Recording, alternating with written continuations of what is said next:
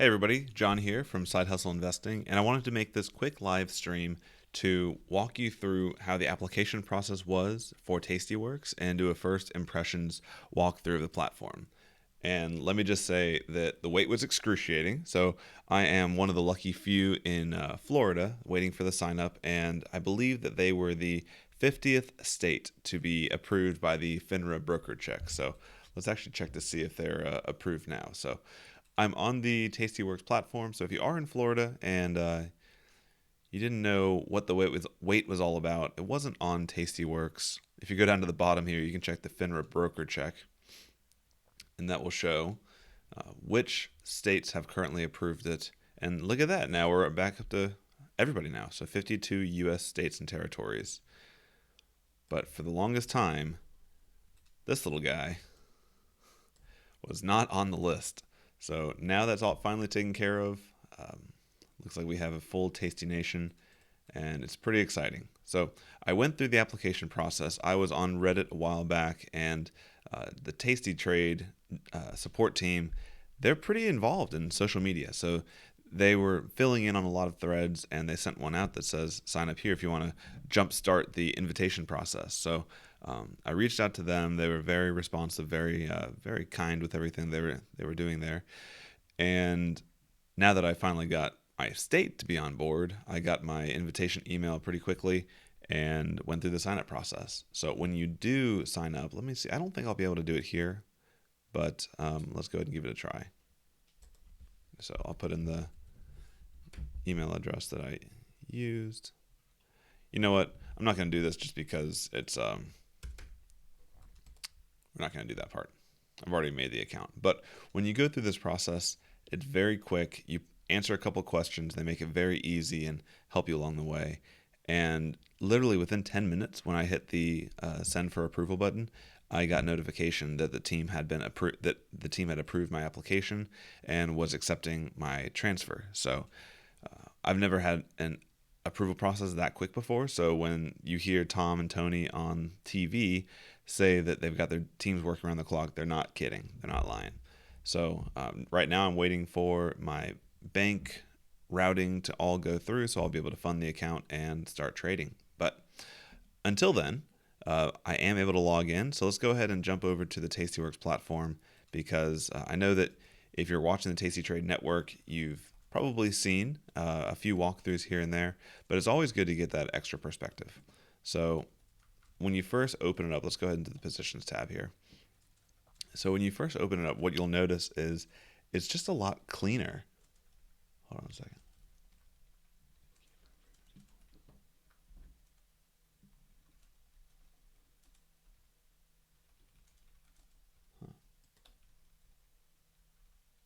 Bad video settings.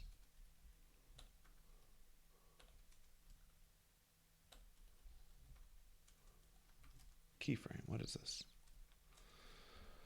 Bear with me here, because this is really just me testing where's key settings? Keyframes. It might be because we're streaming at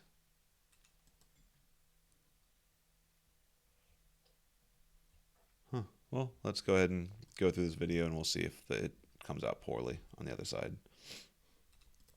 So when you first open the platform, what you'll notice is it's very clean. If you've used Thinkorswim or Options House or any other options trading platform, it's just not very good looking. It's kind of looking long in the tooth. Well, this is built by a team who knows how to build software, and you can just see it through and through. It's very modern looking. I'll kind of go across here. We'll kind of go clockwise here. So up in the top corner, it holds on to the previous symbols that you've been looking at.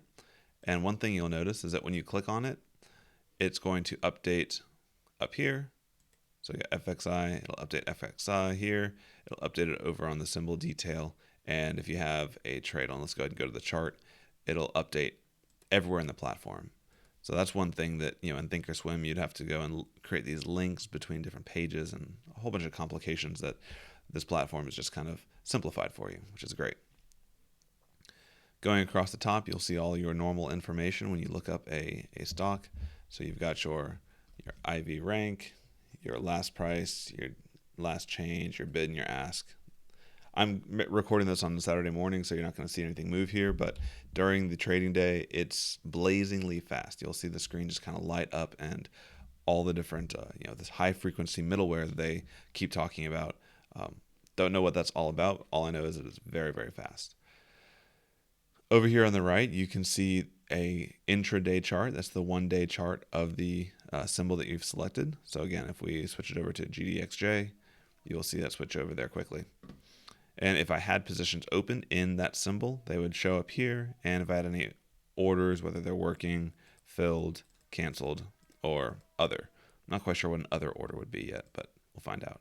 And then you can toggle that from the current day to the previous 60 days. Your watch list down here is, this is a really cool feature because normally you have to switch all the way over to your watch list or back, but here you can have kind of a snapshot view of it. So using some of the Tasty Trade default watch lists, I'm going to go to the high options volume one here, and you can expand or collapse this pane in order to get more or less information like you want. So as an example, if I want to see, let's see, we'll click on the gear here, and in the watch list, you can change what you have displayed or not displayed. So if you don't know what the stocks are, you might want to have the description there. So let's put the description up front, and let's check to see how that looks. So there you go. You got tech, res. I still don't really know what that is. Yeah, Mattel, CVS, Facebook. And also, they're all interactive. So if you want to, you can click on liquidity and sort by the most liquid. Good thing. SPY is top of the list, and down to the least liquid. Down to AOD, Alpine. All right. For me, I'm going to set up the way that I like it. I don't want the description there. The net change is important. And these items I have available, IV rank, correlation to the SPY for the last 3 months, and the liquidity. But I'm going to hide those where, unless I really want them, I don't need to see them. So let's go ahead and go through our tabs here. So positions, if I had any positions, they would show up here. We'll go ahead and skip that for now. The trade tab, we'll come back to this one in a second. Activity would show your previous orders, kind of similar to what's over here. Your watch list is a beefed out version of this one here. So as an example, a lot of the same information is there, but you also have a lot more. So the volume, the beta, which is how jumpy this stock is relative to the benchmark. Any dividend yield, nothing on those. The name, the exchanges, and again, you can go through here and add more. They've got a lot more here. Earnings date, which is actually probably a really good one. So I'm going to put those in, and that should work. Some of this I probably don't need. I don't really care about the dividend yield. And let's see how that looks. So here it shows, this is great. This shows you that earnings are coming up in 10 days and 12 days. And this one shows a dividend when. Not quite sure.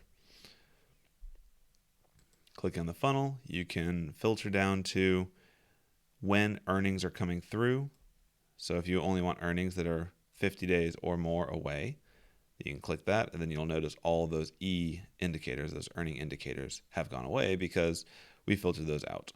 If I only wanted to look for stocks that have earnings coming up, let's say in the next 23 days, there you go. So it looks like 19, maybe 20 is the limit to when this pink earnings shows up. I'm not entirely sure, but we'll find that out over time.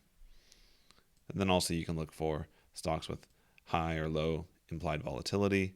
So if you filter out only those with 48 rank or more, it brings up these here, and it shows IV rank here, 71. Let's go ahead and rank them from 51 to 75. But of course, actually this might be an opportunity here. So CSX has high implied volatility rank, but it does not have an earnings calendar anytime or in the next few days. So let's go ahead and use CSX as a potential trade. It's got great liquidity. It's mildly correlated to the S&P. And let's see what it's done. It had a kind of a move down. So let's go ahead and take a look at the chart here. So I'll click on CSX and go to the chart. So they must have just had earnings is what I'm guessing here. and they had quite an earnings. So I don't know if you'd really want to play this one, because what happened to CSX? I'll need to look at the news here.